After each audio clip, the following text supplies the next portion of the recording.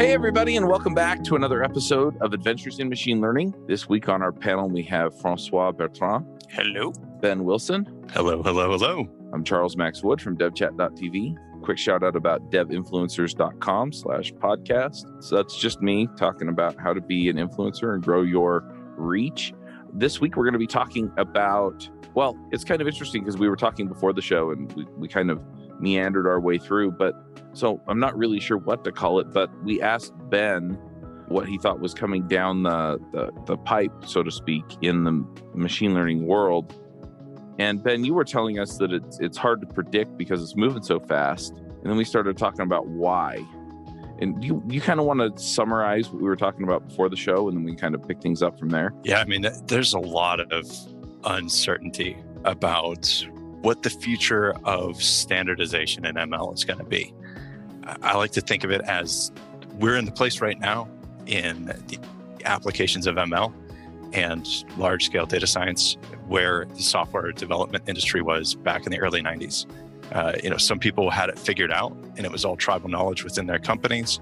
There were some packages, open source stuff that was coming out to make people's jobs easier, but the vast ecosystem of companies that were trying to get into it were like, well, how do we replicate what this big company did that had all this success? And this is really confusing.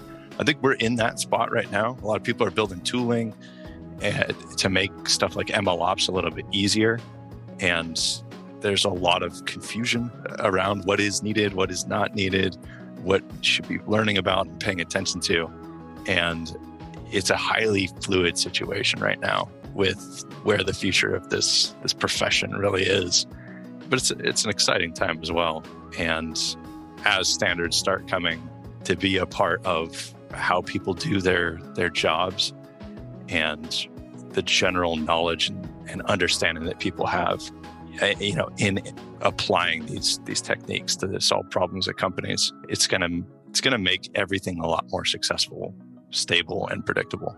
That's kind of my take on it. There's a lot to unpack with like other topics about the future of ML in industry, though. Yeah, definitely. Did you work your tail off to get that senior developer gig just to realize that senior dev doesn't actually mean dream job? I've been there too. My first senior developer job was at a place where all of our triumphs were the bosses and all the failures were ours. The second one was a great place to continue to learn and grow, only for it to go under due to poor management. And now I get job offers from great places to work all the time. Not only that, but the last job interview I actually sat in was a discussion about how much my podcast had helped the people interviewing me. If you're looking for a way to get into your dream job, then join our Dev Heroes Accelerator. Not only will we help you get the kind of exposure that makes you attractive to your dream employer, but you'll be able to ask them for top dollar as well. Check it out at devheroesaccelerator.com. It's interesting just to see how much stuff is being invented, right? As people kind of figure out, okay, yeah, we've got this machine learning system. And it's funny because I've talked to a bunch of companies about their machine learning setup, and they basically, I think you mentioned this before, it was the Kaggle effect is what you called it, but effectively they just go kind of pull a model off the shelf and use it until it doesn't work anymore. Yeah. And it's the focus everybody has on just algorithms. And it makes sense. When people are trying to learn this field, where do you go? You go get an open source data set. You follow along with a guide that somebody wrote online. You look at some sample code. You try to reproduce it. And the focus on everything when people are learning and when companies are trying to build these from scratch for the first time, that's kind of where everybody's mindset is in that algorithm. If I train my model, then everything's going to work out well. And in reality, in a true production system where you're dealing with real world data, most of the stuff that you're doing is not working off of a clean, pre-curated data set. You're working with whatever data your company collects. And you have to craft the question to pose to the model in the form of correlation effects that the model is going to, air quote, learn from. And you have to do all that work, that feature engineering work. That's where most of the magic happens with ML. But then that's still just focused on the algorithm itself, like selecting the right algorithm, hyperparameter tuning, getting it so that you can get good loss performance metrics out of whatever you're doing. That's less, I'd say it's 5 to 10% of your work though. Feature engineering is a lot of work, but you have to think about stuff like ETL. How is that data getting into that model? Who's running that ETL? How stable is it? What sort of data validation checks are a part of that? What happens when that data feed goes down and you have a dependency on that? How are you getting data for inference when you're trying to do a prediction? What is that mechanism? What is that architecture? And then once you start serving, how are you going to be serving? Are you doing batch predictions? Are you storing that somewhere? Is it going into a NoSQL engine? Is it going into an in-memory database? Or are you going into micro batch predictions where you're running a streaming job and doing predictions? Or are you doing the more traditional like I already said batch, but are you doing something that's a little bit more cutting edge, which is building a REST API? What does the infrastructure for that look like? How are you going to architect that? Or the most cutting edge, which is edge deployment, where you're building an artifact and you're making sure that you have a pipeline, you're deploying that to somebody's phone, or it's embedding in an application.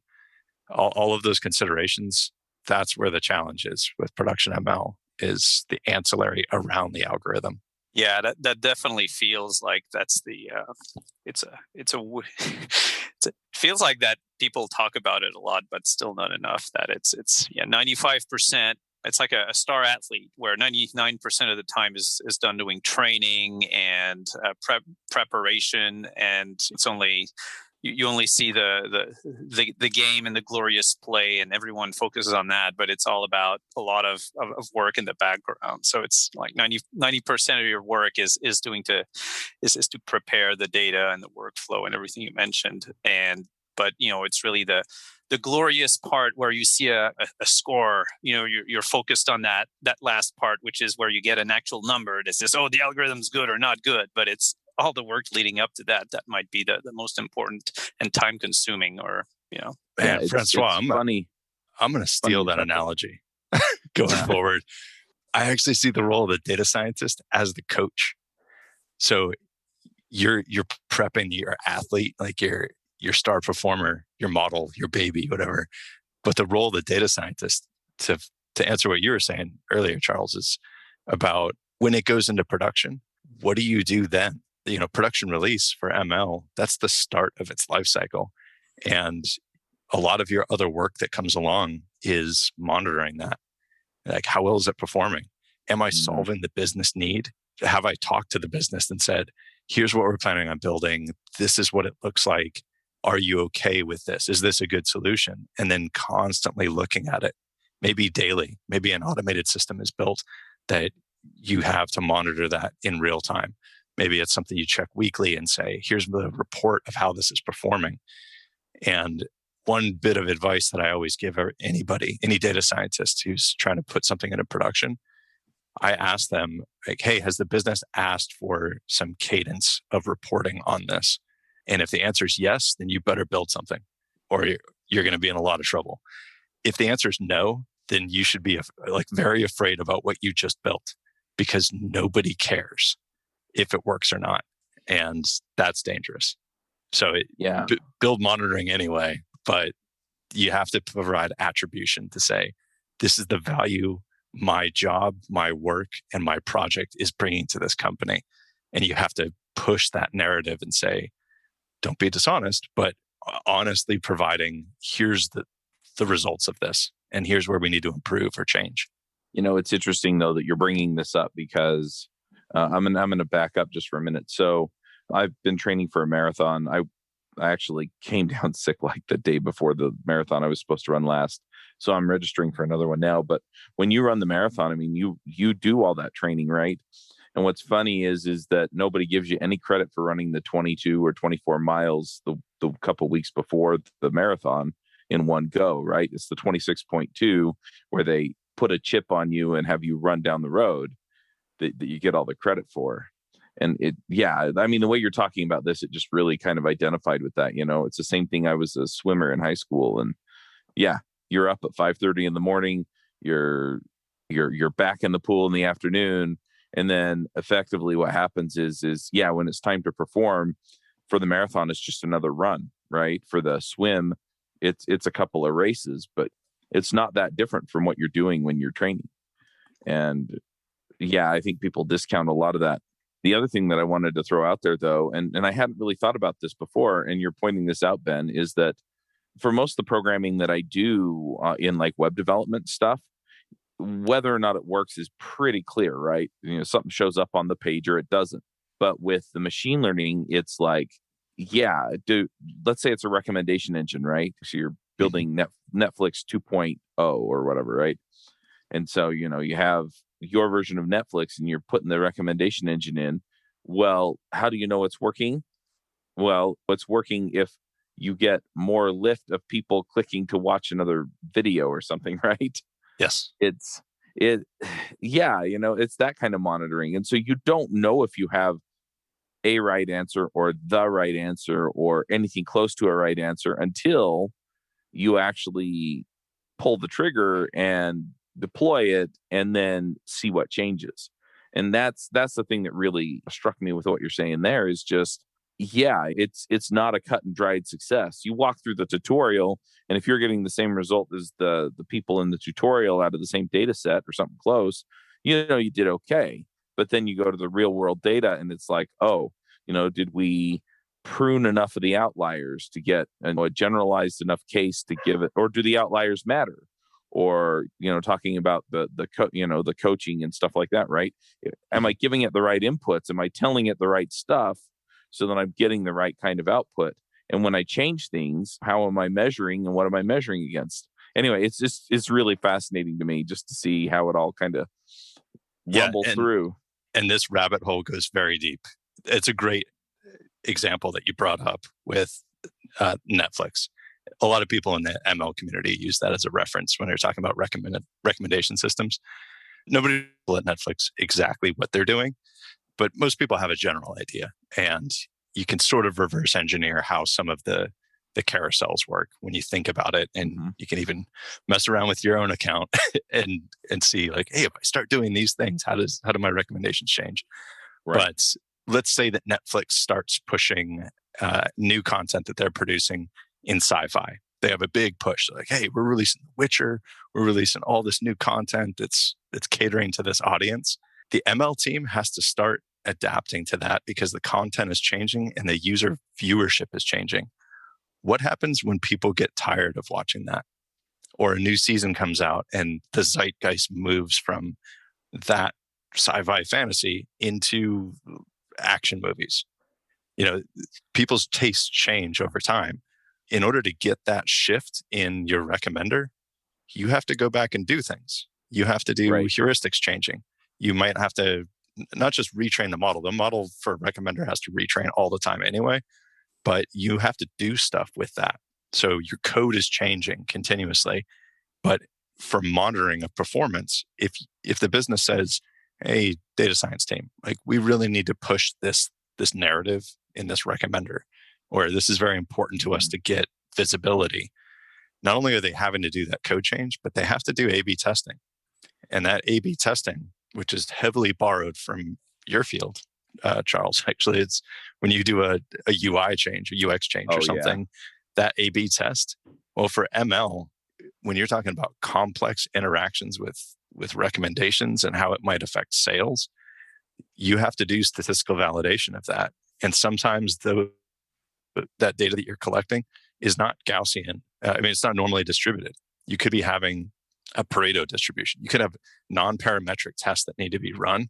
So you need to know the statistics behind that about how to do those tests. What are appropriate tests in order to give you a p-value that can say, all right, at a 90% confidence, we believe that there's a lift here that is being shown. What is your power factor? How much data do you need to collect? How long do you need to run this test to be able to definitively say with 90% confidence, we know that B is better than our group A control, and then present that to the business in a way that makes that narrative clear using the techniques that Francois knows about visualization and telling that narrative in the easiest way possible. Oh, that's interesting because you're talking about the production environment where it's about maintaining the model, but also making sure you have a good set of metrics to track progress, right? So there's the model side, but also the tracking side needs to be monitored. Yeah, it's very interesting how you build a system to, for example, on the Netflix example, where you have a system that automatically recommends stuff, but at the same time you have to manually tweak the automatic recommendation, to adapt. So it's good to a point. I guess the art is to recognize when you do need to forcefully, manually change, like you said, when there's, let's say, a marketing push for that type of movie, or when you have to feel where, when your engine automatically adapt, or when you need to change the system itself, right? Yeah, and a lot of people assume that some of these recommenders that are like Netflix, it's not just one model. I promise you, they have a lot of things running, an obscene amount of data science work being done. But when you look at checkout at, say, Amazon, and you see all these different panes of like, hey, things that are similar to this item, or things that people looked at because they bought this thing, or hey, we think you would like this because you looked at this or you bought this.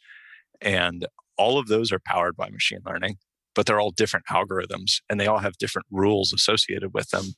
There's critical filtering that needs to be done when you're talking about if your company sells stuff that is age restrictive, sensitive sort of content.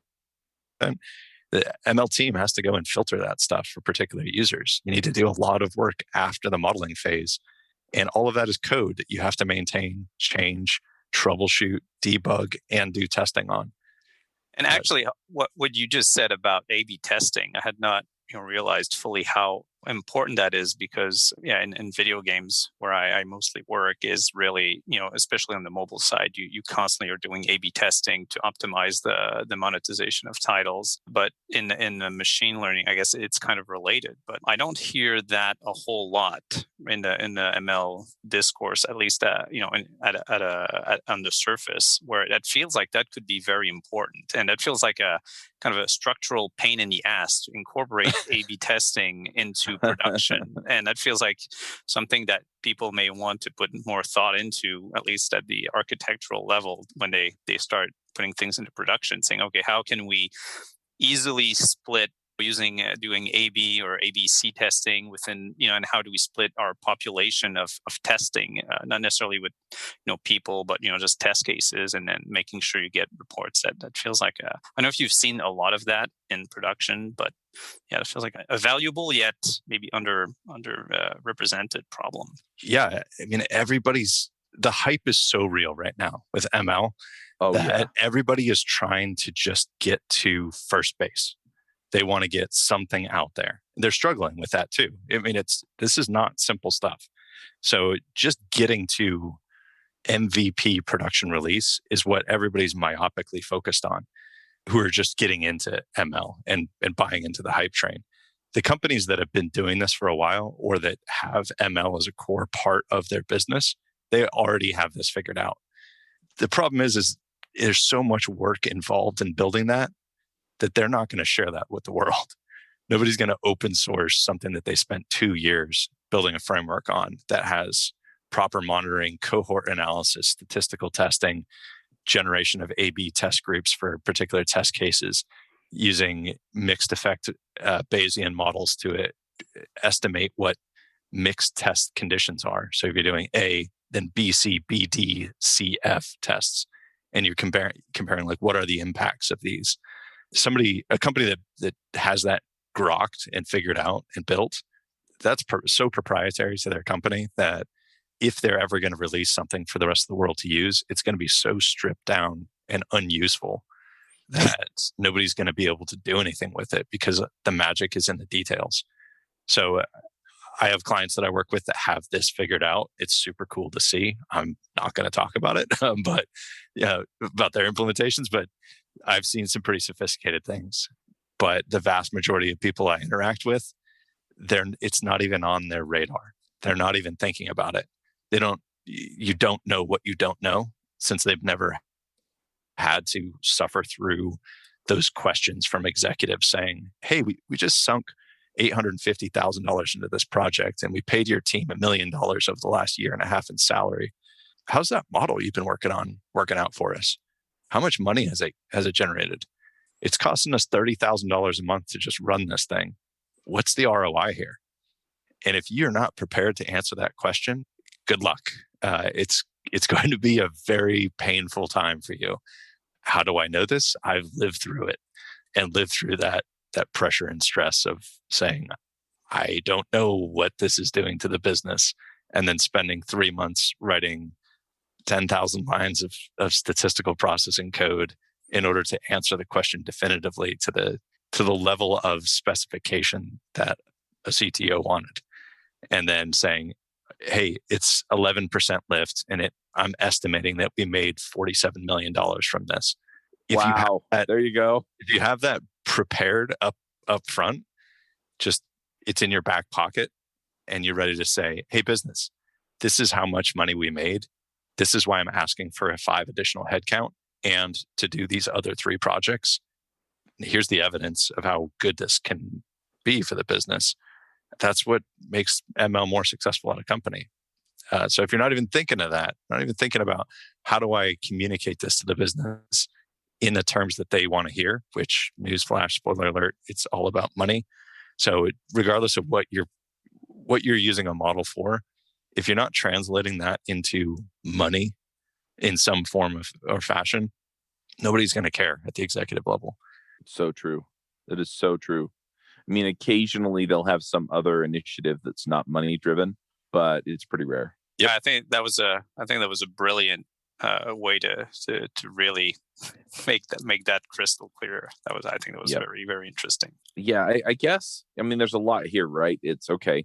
There are the bits about having a model that's not sort of a clean build off of sample data, but actually off your own data. And then there's the bit about, okay, now that we have a model, how do we actually put it in the right place so that we can use it properly? There's the how do we measure it? There's how do we actually explain the value of it? So going back then to the what's coming in machine learning, or what do we see coming next or becoming the big thing in machine learning? I think the things that make the splash in the news are hey, there's this new algorithm that cures a disease or something, right? Is what I'm imagining. But at the end of the day, within the industry, it looks like a lot of this stuff is more operational or communication, which is something we talked about last time, right? Where we're getting into, okay, yeah, how do we actually make this useful, and how do we communicate how useful it is? Yep. Yeah, and actually, I'm actually a bit surprised of how it feels like from what you were saying, Ben, that the industry, the ML industry, is almost still in that early .com era, when you could just do anything, say .com will make $1 billion, and it didn't really matter. You just like Webvan, just do everything. It just like, if you're there, you're good. And then people kind of, once the wave hits, it's like in virtual reality, that the same thing, like there's this shiny new thing, everybody goes for it. And then it kind of, there's a crash ish, and then things start getting more rational, and you have an actual, added business value to the technology that happens with cooler minds, I guess. I thought that ML was a bit more mature. You were saying we're still in that, if not hype phase, or maybe still in the hype phase, or people are still having trouble getting good business value out of it, or being impressed by shiny things. I think that each organization is at different levels of that hype versus disillusionment versus actualization. Some companies, and it's not related to size of the company or how long they've been around, based on my interactions. There are some extremely large Fortune 100 companies that I've worked with that they're not like a tech focused company, but they were very deliberate in how they hired people, who they brought on board, what sort of speciality that they had, and made sure that they had an engineering culture that could support successful ML. And they knock it out of the park. Like, it's amazing to see. It's like watching a grandmaster play chess. Like, wow, you know how to do this. But it's because they know how to do everything else whenever you're talking about engineering fundamentals. You also see companies in that same tier bracket that throw money at the problem, and they hire people that are inexperienced. They're doing exactly what you guys have said, which is going to somebody's blog, copy pasting some code, and then just it's a pray and spray with their own data.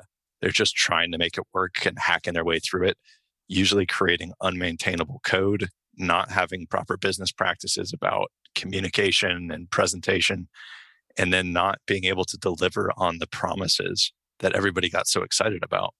It's really a factor of when I see that in an industry, it's a factor of sort of the imposter syndrome, but in an engineering organization where they see somebody who's in their line of business or in their industry being successful with this.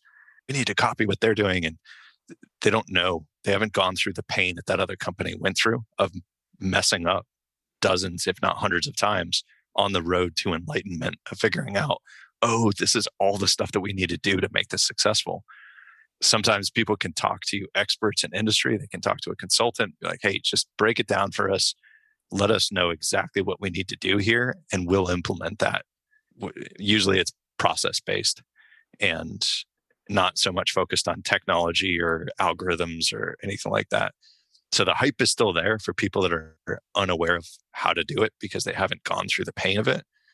And when I see people, just using all the same algorithm, if I come into a client and I see everything that they're trying to do is using XGBoost, and you're just like, why are you using this model for everything? And they're like, well, it wins Kaggle competitions. It's like, okay, pump the brakes. Like, step back a minute and try to think about what problem you're trying to solve. This isn't a panacea for every problem. It's great for some problems, but it doesn't work for everything. Or people that are like, hey, we need to use TensorFlow or PyTorch because that's what Google and Facebook use. It's like, that's not a justification to solve this problem. By the way, what you're trying to solve, let me show you how to solve this in SQL. And you read an aggregation query that solves the problem better than the deep learning that they spent 6 months working on. That sort of wisdom in the face of the hype, that's the challenge. And that's what the future, I think, of ML is eventually going to be in the next, I don't know if I want to sound optimistic here, maybe 5 years. Enough people will have gone through the pain and gone through the disillusionment phase to realize, hey, simplicity is important. We need standards on code quality and development practices. And we need to have better integration of data scientists within teams at companies so that we can solve problems. Because at the end of the day, ML, data science, all of that, when you distill it down to what it's actually for, it's applying scientific methods as engineers to solve problems. Doesn't matter what algorithm you use. Doesn't matter if you're using supervised learning at all. It certainly doesn't matter if you're using deep learning. It's just solving a problem. And that's what we're employed to do. Doesn't matter what tools we use, so long as it's maintainable and it works. Just drop the mic. Yeah. I was going to say, boom. That's it right there. I mean, that's a big focus of like the book that I'm finishing up now, particularly in the part 3 of it covers a lot of this information with examples. And Right. it's stuff that people ask me all the time. They're like, hey, this was super successful at company A that you worked with. How do we replicate that here? What tools did they use? And then I always tell them, like, it's not about the tools. It's not even about the platform. You can make things work with any toolkit that's out there, and you can build it yourself if you need to. What makes something successful is process. It's about the people. Hey, folks, if you love this podcast and would like to support the show, or if you wish you could listen without the sponsorship messages, then you're in luck. We're setting up new premium podcast feeds where you can get all of the episodes released after Christmas 2020 without the ads. Signing up will help us pay for editing and production, and you can go sign up at devchat.tv/premium. Now you're talking DevOps. Yes. No, it's true though, and I guess we're diving into ML ops is kind of the term that I've been hearing thrown around. One thing that I'm curious about though is, how do I put it? I mean, it seems like you've identified some of these problems out there, and I'm sure people have realized that they have those issues, but I guess the question I have is, are they focused on this as an industry, as a community, right? Or are we still focused on sort of the technical aspects without talking about these other operational and delivery and code quality aspects that are going to come back around to bite people? I'd say anybody who's been doing this in companies, who's been solving problems with ML and data science techniques, for a long enough time is all focused on the process and like, how do we do this correctly? How do we make sure that this is maintainable? How do I make sure that my PagerDuty alert isn't going off at 3 a.m. on a Saturday? Because that sucks, troubleshooting ML in the middle of the night. So there's a guy that I really want to get on the show, actually, Laszlo Sranger, who he and a couple other people in the ML ops community, we've been having discussions like this about, hey, what is actually important about development standards for ML? Should this be codified? We can't just take agile practices because that doesn't apply directly to ML. How should people be thinking about how to make sustainable projects that are not just pushing for production and then, okay, everybody share let's tap the keg and share some beers because we just solved this. Yeah, high fives all around. That's not how it works. If you go through it from that mindset, your life is going to be rough over the next 6 months to a year. So having those discussions in the community and thinking about what are the standards and what should they be and what will work, I think it's evolving. And some people are having those discussions because we realize that so many people are struggling with the same things that we screwed up for years. And we had to learn it the hard way. How do we produce documentation? How do we all collectively write books and provide blogs that are super useful to newcomers to start this discussion? And I think that's going to be the biggest evolving aspect of ML over the next 5 years. Yeah, Kaggle needs to run a 6-month competition with an ongoing about updating an ongoing model or something. Or that would be fascinating, actually. That would be really interesting. Yeah, because it would force people to really think through, okay, yeah, what am I doing with this, right? And get people past the initial, hey, I pulled this stuff together and now it recognizes faces on pictures, to, yeah, I've had to train it against my own data. I've had to train it against stuff that's kind of messy, right? Yeah. I've had a simulator for that. Some of these issues, right? Yeah. And so, yeah, now what? Yeah, simulator for something like that. You have an image classifier that's trained on human faces. What if that data set is an actual feed and then the system starts passing in pictures of dogs? Your image classifier is not trained on that. So what do you do? Well, that's real world ML. Not exactly in that example. Hopefully people aren't building that, but that's what happens with your data. You get a feature drift, you get a concept drift, you get a global pandemic that changes all of your feature data and your model completely falls apart. How do you recover from that?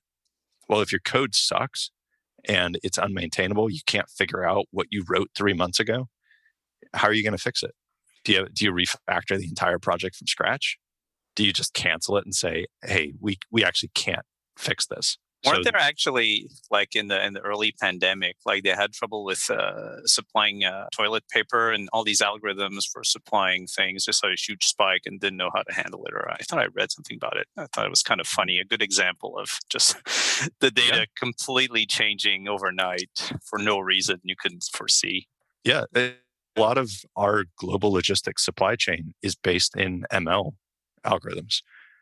They're usually statistical models. So ARIMA, for instance, or people using deep learning LSTMs to forecast what demand is going to be. Well, when you have to manufacture something and you're targeting a demand that's going to be 1 month out, 2 months out, 3 months out, if you're talking about something that requires a production process that takes 3 months to spin up and they're shutting down machines for cost in order to make more profit, if you have a black swan event, which is something that nobody can predict, like a pandemic, and then all of a sudden demand jumps up way past where your model could ever have foreseen, and your model isn't even aware of the future of something like that happening, it takes months to reset your tool chain, to get your supply chain. If we're talking about toilet paper, somebody's got to go cut down some trees and make some wood pulp down in Brazil in order for them to put it on a cargo container ship in one of their ports to take it up to North America to manufacture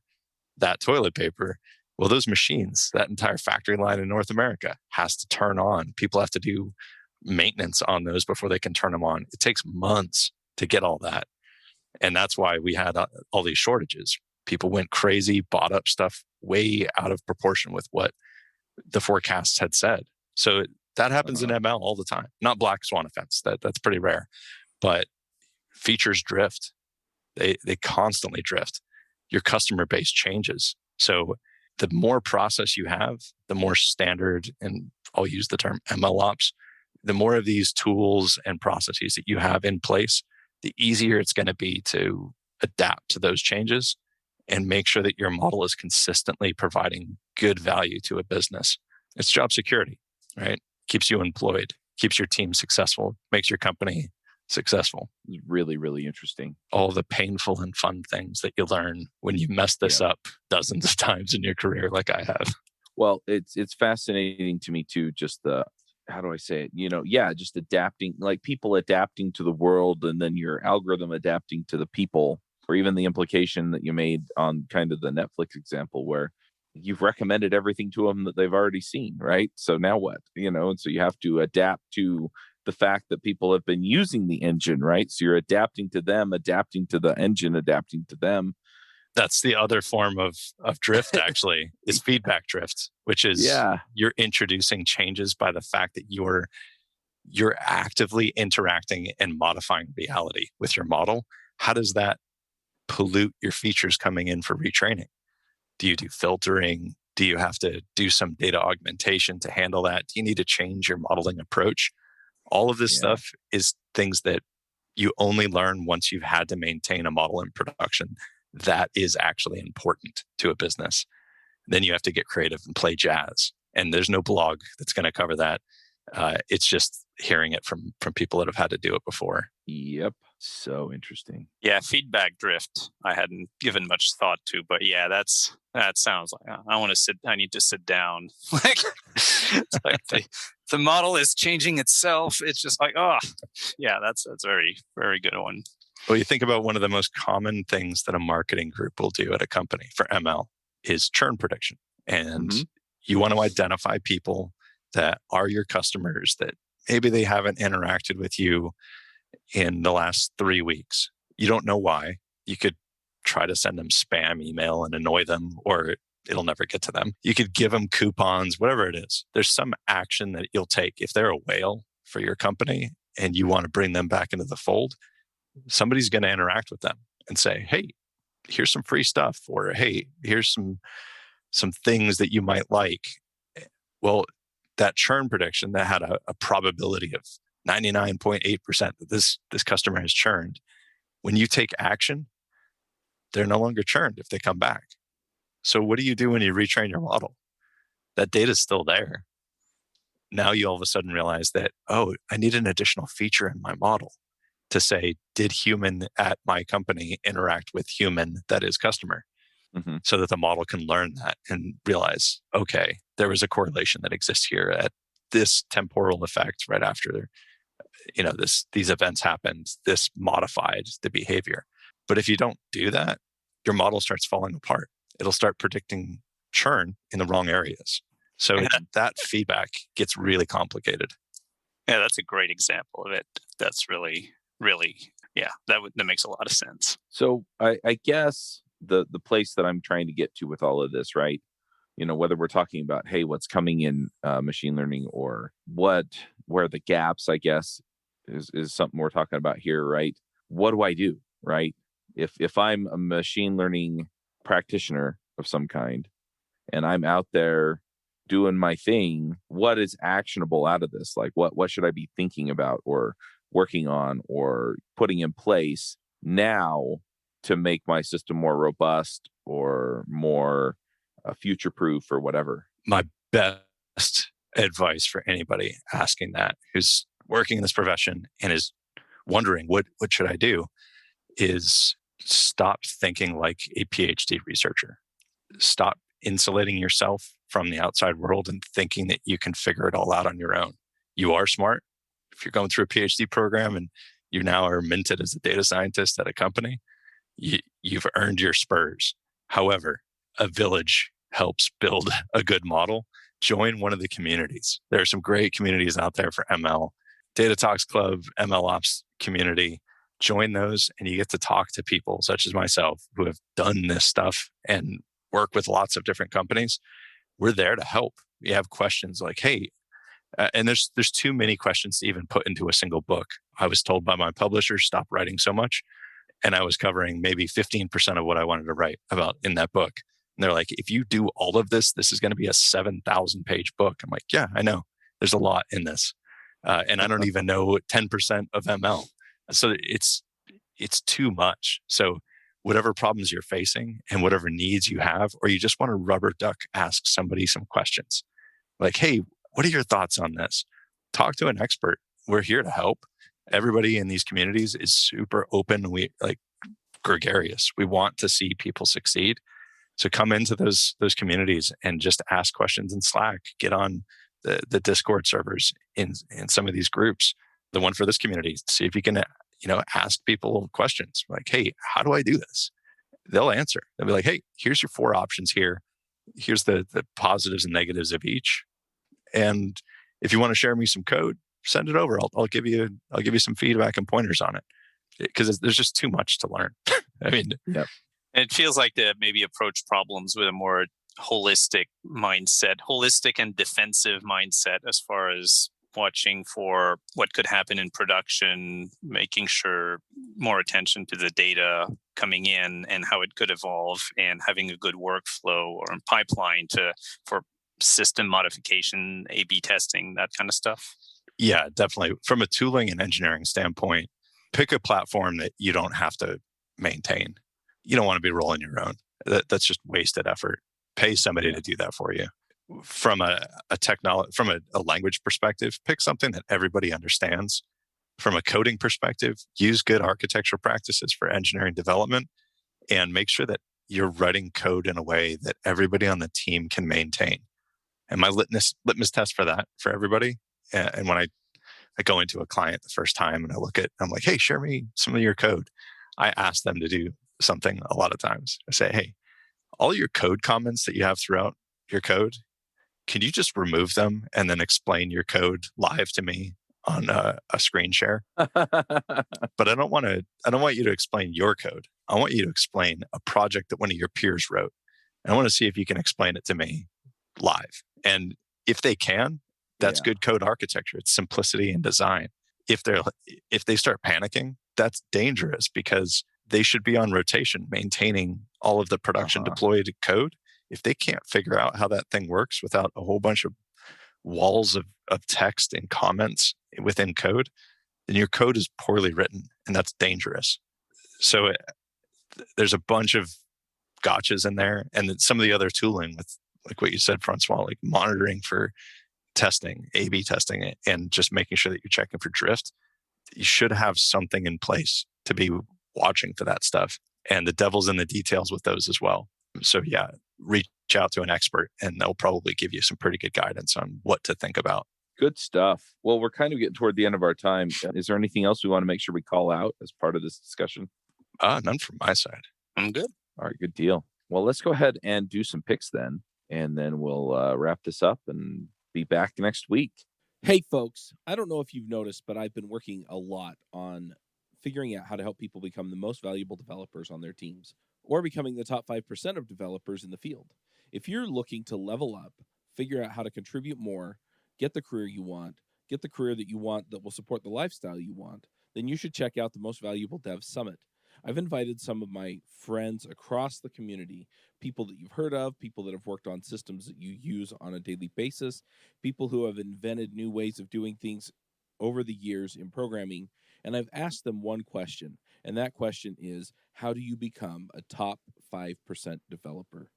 How do you become 1 in 20 of the best developers out there?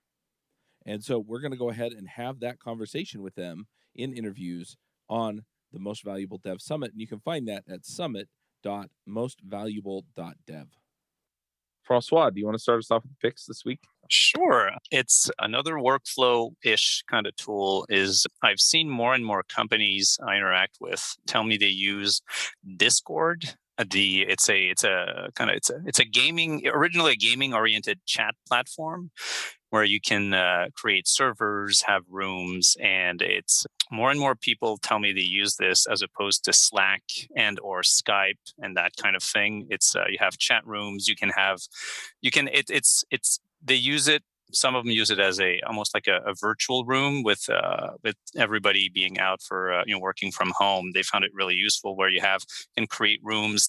Everybody logs in as if they were walking into the office and they check into a room. There's private rooms, public ones, and it's like it's very efficient version of, let's say, a Zoom. It's a Zoom on steroids, Zoom / Slack together that you can use it. Like I said, it's used for gaming originally, so you could play with your friends, but it's grown to be much more than that. I've seen it used more and more in work from home setup at companies.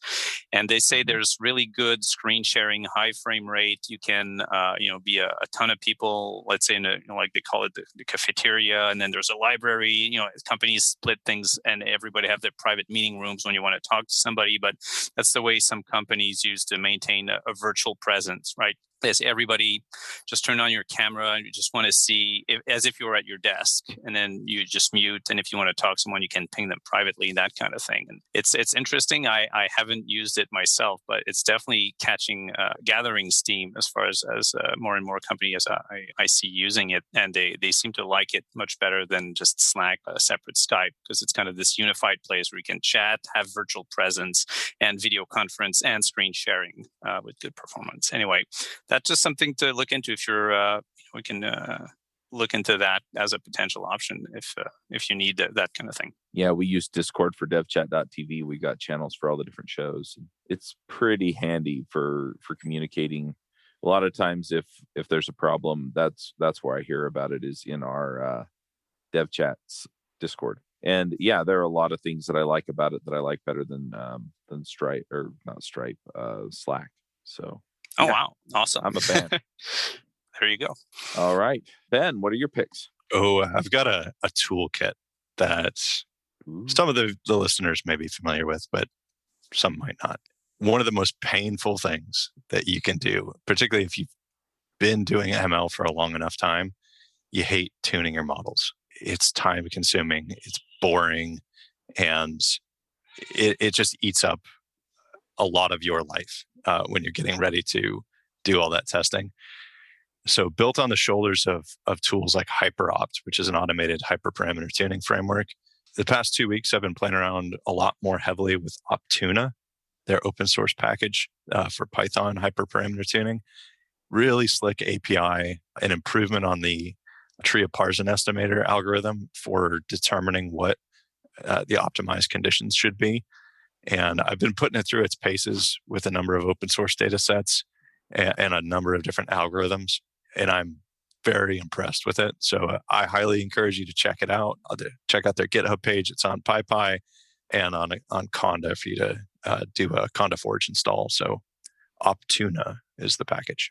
Oh, nice. Yeah, make sure we get links to this stuff in the chat so we can get it in the show notes. I'm going to throw out a couple of picks of my own. One thing that I've been playing with lately is, and you guys can tell me if I picked this yesterday because I don't remember what I picked yesterday, is the DigitalOcean app platform.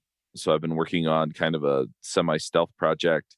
And anyway, I just deployed my stuff on their app platform, which is platform as a service. So I don't have to do any of the DevOps stuff like setting up the server and then making sure it has all the updates and worrying about the security and crap like that. They've got it all figured out. So it just deploys my app. My app's a Ruby on Rails app. And I literally just said, here's my Rails app, right, with nothing else. And it said, oh, okay, I know what to do with this. And it just ran. And so I've been pretty happy with it. You can also hook it up to their database, their hosted database system. And so again, I don't have to maintain a server with Postgres on it, or the queuing system uses Redis. I don't have to host Redis either. And it's been pretty nice. So I'm going to shout out about that because it's awesome. And then I've been listening to another book, and I think I mentioned this when we recorded yesterday, but I finished Psycho Cybernetics. I've been listening to, what's it called? It's a Napoleon Hill book, Outwitting the Devil. And anyway, it's been really interesting just to kind of sit down and listen to it. Basically, the setup, he talks about some of his experience, and then he gets pretty quickly into this interview with the devil that he has, right? And it talks about how whether you're religious or not, there are a lot of ideas within the book that are pretty interesting, just how we get discouraged and how we get kind of gloss over some of our shortcomings and how we react out of fear or hate or worry or things like that. I mean, in this sense, it's a conversation with the devil. So the devil's saying, I get people with these things. But like I said, whether or not you believe that there is a devil, at the end of the day, these are things that do motivate people to sometimes do some pretty scary stuff. And it's really interesting just to kind of look at it from the standpoint. I'm religious, and so I think it's interesting from that standpoint. But even if you're not, just the standpoint of, okay, what are these negative forces in the world that cause people to act or react in specific ways? And anyway, so it's been making me think, which is always a good sign, or maybe it's a bad sign depending on how you look at it. But anyway, I've been enjoying it. So yeah, Outwitting the Devil by Napoleon Hill. Were you going to say something, Ben? Yeah, the funny backstory about that book, it was originally written in 1938. Yeah. And the wife of the author prevented him from publishing it until long after he died in 1970. Yeah. It was published in 2011 after editing by his foundation. That's fascinating. Definitely I'll give that a read. Yeah, she prevented it, and then I think the family prevented it, and eventually, it got to the point where it was the foundation that got the distribution rights on it. So somebody named Sharon Lecter. What's her name? Yeah. She went in and she kind of added notes and edited the book, right?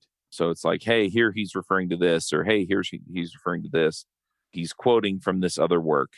Here's something to think about while you're reading this chapter. And her commentary is really, really good. And so, but eventually it was passed down and people basically had, don't publish this until I'm dead. And so anyway, enough of the right people had, moved on from this life. And so it fell into the hands of the foundation and they published it. But it's a terrific book. And then I just want to remind people to go check out Dev Influencers Podcast. You can find that at devchat.tv. And I guess there we'll wrap up. And until next time, folks, Max out. Bandwidth for this segment is provided by CacheFly, the world's fastest CDN. Deliver your content fast with CacheFly. Visit CacheFly.com to learn more.